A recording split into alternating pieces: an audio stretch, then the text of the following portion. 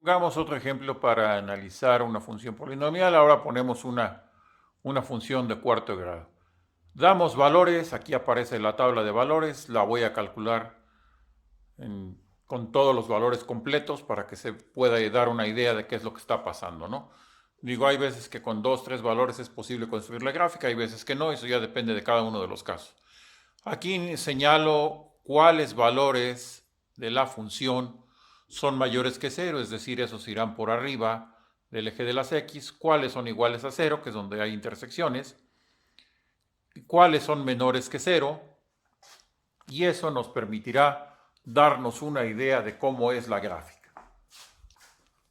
Acá aparecen los demás valores calculados y vemos que hay 3 valores que son iguales a 0 porque son los valores donde hay intersecciones con el eje de las x.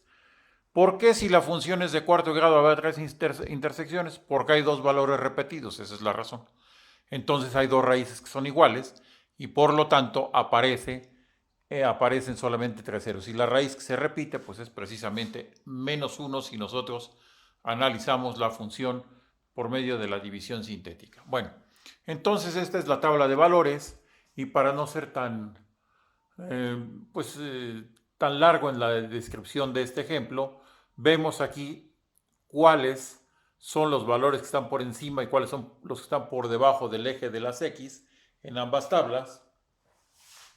Y eso nos permitirá construir la gráfica de una manera, pues, un poco mejor, ¿no? Bueno, la gráfica aparece acá en este pizarrón con todos los datos que se han hecho ya vaciados en la gráfica. Como les digo, pueden hacerlo con una hoja de papel milimétrico para que puedan dar una escala adecuada. Aquí sucede que la escala vertical es mucho más grande que la escala horizontal, porque si no la gráfica no cabría. Vemos ahora cómo la función, por ser de cuarto grado, la gráfica no tiene como rango desde menos infinito hasta más infinito. Este es un comportamiento de las funciones que tienen exponentes pares.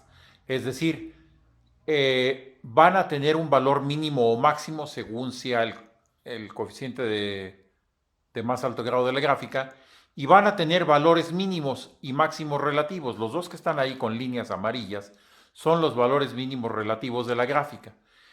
Y precisamente el que esté más abajo en este caso, es decir, va a ser el que nos va a determinar el rango de la función, porque es el punto más bajo de la gráfica. Entonces, si ustedes observan, justamente cuando la función cuando x vale 3, en ese momento se presenta el valor más bajo de la gráfica, que sería en este caso menos 80, tal como se ve en el primer renglón que está calculado. Esa sería pues la manera de encontrar el rango, pero en este ejemplo es muy sencillo porque coincide con uno de los valores, pero no siempre va a ser así. Hay veces que los valores pueden no ser enteros, es decir, pueden ser racionales, pueden ser irracionales o incluso imaginarios, cuando la gráfica no corta el eje de las x, y tendremos necesidad de definir ese rango. ¿Cómo lo haremos? Bueno, una forma es tabularlo, pero podemos estar tabulando para muchos valores, sobre todo son irracionales, y tardar mucho en llegar al resultado.